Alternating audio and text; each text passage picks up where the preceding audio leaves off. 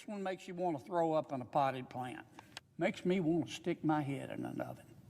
So they started going to parents in the Somali community and saying, can we call your child autistic? Can we certify that your child is autistic? If you'll let us do that, we'll pay you a bribe. Anywhere from $400 to $1,500 a child. It's deeply disgusting. I mean, it is clown world on steroids. It makes me want to knee someone in the groin. But the politicians in Minnesota let this happen. It is disgusting, Mr. President. These people ought to all be put in jail, including the politicians. To the powers that be, pretty please, with sugar on top. I'll add a cherry. I've even got an old McDonald's McRibs coupon somewhere. I'll throw that in the mix too. Man, do I love Senator Kennedy. He is absolutely hilarious. Absolutely hilarious. Matter of fact, you know what? Just make Senator Kennedy the majority leader in the Senate over John Thune. My goodness.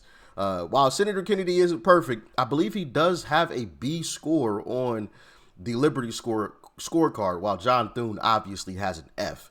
I think Mike Johnson has a C. But anyway, yeah, make him the minority leader. I would love to see that. But yeah, we got to talk more about this fraud, man, because we are getting more and more information by the day as far as how deep this stuff goes. It's absolutely mind-boggling, the type of stuff that these people were actually committing. We're also going to get into Tim Walz and the fallout from this because, of course, it involves Tim Walz, and he's absolutely losing his ever-loving mind. And his daughter actually chimed in on this also. We're going to get to that later on in the video. But before we get to that, I have this other clip from Dr. Oz, and he's talking a little bit more about this fraud that is going on in Minnesota. Check it out. It's true. A Somali fraud ring in Minnesota stole over $1 billion from Medicaid. How did this happen? Well, Medicaid programs are run by the states, which in Minnesota means the Tim Walz administration.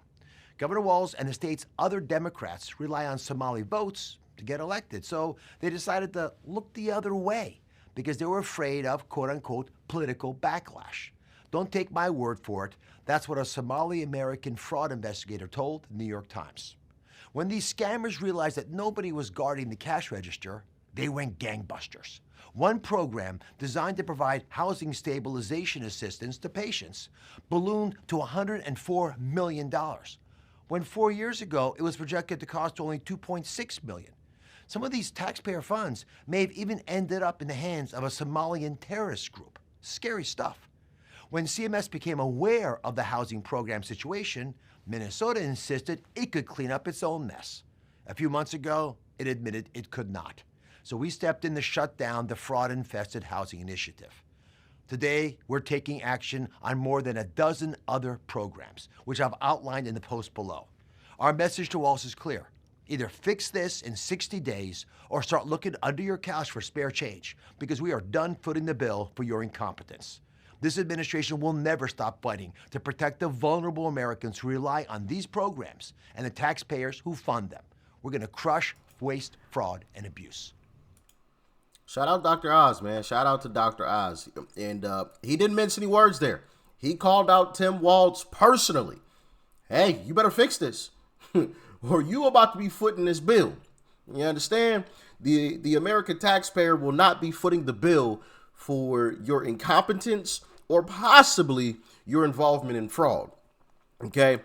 Stephen Miller also chimed in on all of this. And of course, we love Stephen Miller because he doesn't pull any punches either. Check it out. Based on what we have found so far, we believe that the Somali fraud operation in Minnesota is the single greatest theft of taxpayer dollars through welfare fraud in American history.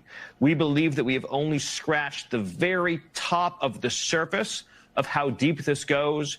And you're familiar with all the scams with pretending that children have autism who are not in fact autistic, with pretending to enroll people in food programs when in fact nobody was ever enrolled, and engaging in massive fraud, lying, and theft and grift on a scale we've never seen before in American history. The total bill, the total tab for this is going to be far beyond the numbers we've already seen reported.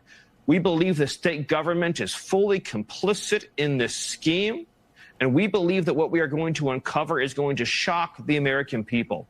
Look, based on the records that we already have, and this is a significant undercount, by the way, 75% of the Somali population in Minnesota is on welfare. But that's likely a significant undercount of just how much of a financial burden the Somali refugee population is imposing on this country.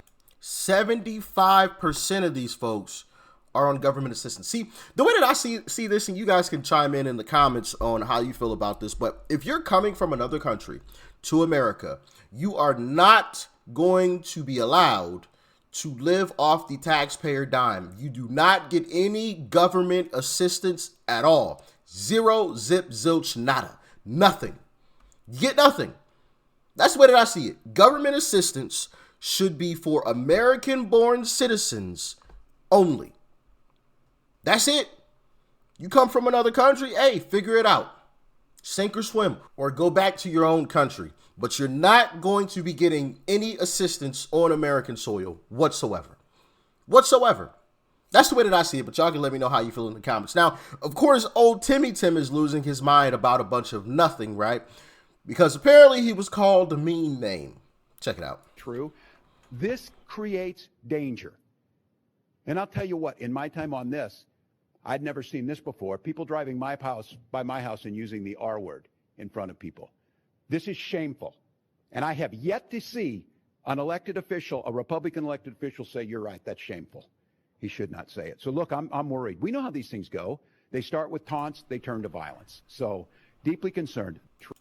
Oh, we know how these things go. They start with taunts and then they turn to violence. This is the same guy, Tim Walz. This is the same guy who was wishing Uncle Trump had died. He's the same guy. Same guy. As a matter of fact, Scott Jennings actually called him out on CNN once. Check it out. But I'll tell you who is a complete piece of shit. I'm going to tell you right now. There have been a lot of swear words at this Tim table today. Walz, Okay. the governor of Minnesota, holding up a phone in front of a rally saying, well, we thought we were going to wake up and find out the president had died. Someday it'll happen. Someday it'll happen. Although I will say this, the last few days you woke up thinking there might be news. Just saying. Just saying. There will be news sometime. Just so you know, there will be news. And I used to say he was the biggest buffoon in American politics, but it's worse now. But I'll tell you. Yeah. Now, this guy wants some sympathy because he got called the R word. Ooh. But he was wishing death upon someone. Make that make sense. But also, his daughter chimed in on the situation. I want you guys to check that out as well. Here it is. No, I'm talking about this because while my family and I are always going to be the bigger people, the president calling my dad what he did has unleashed a storm regarding like offensive language towards me and my family and specifically my brother. You can call me whatever you want. You can call my dad, my mom. When it's Gus, to the no. To the no. He dealt with people calling him that last August, and now there's a resurgence. And no, how is it okay that the president of the United States can call somebody, anybody, doesn't matter who they are, that, and then all of his freaking cult members come and attack those people and that person's family? Say what you want about my dad. He's an elected official, right? Like that's going to happen. I think it's utterly disgraceful that the president would do that. But then the attacks that I have seen, I have people DMing me saying absolutely horrendous things. When I was home last week, somebody drove by and screamed that we were R words, just driving by in their car. I'm like, what world are we living in? And again, I draw the line at Gus because he dealt with that before and not again. You people are disgraceful. Shame on you, all of you. Oh, man. We got called a mean name. Oh, but my dad was wishing death upon somebody. You get no sympathy from me. Zero, zip, zilch, nada. I've run out. Don't care. Don't care. Your father literally wished death upon someone. Oh, I hope we had some news today. We ain't get it yet, but we gonna get it one day. The fuck it? What? You wishing death upon somebody? And you want some sympathy from me because somebody called you a bad name? Come on now, bro. Nah, don't care. Next. You know what I mean?